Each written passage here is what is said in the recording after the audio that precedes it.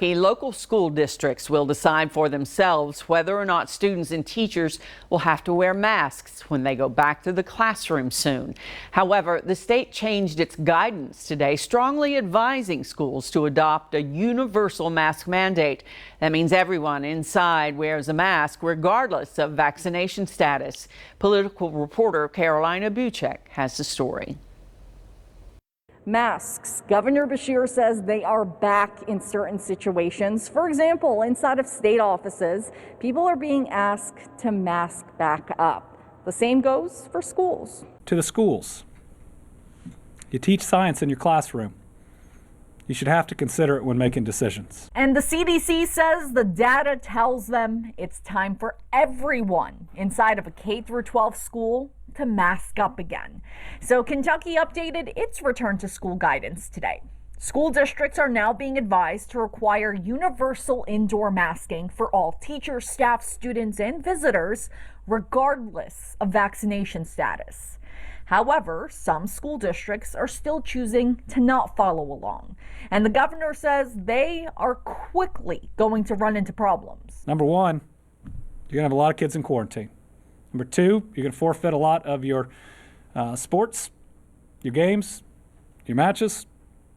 Number three, more people get COVID, even young, the more likelihood there is that one of them gets hurt, has a bad outcome.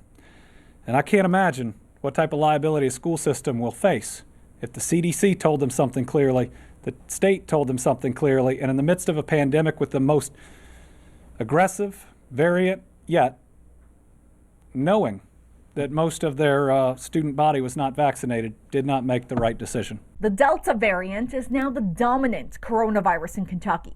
Public health leaders say it's far more aggressive, meaning it's going to spread quickly among the unvaccinated, a population that includes many school-aged children who cannot be vaccinated yet.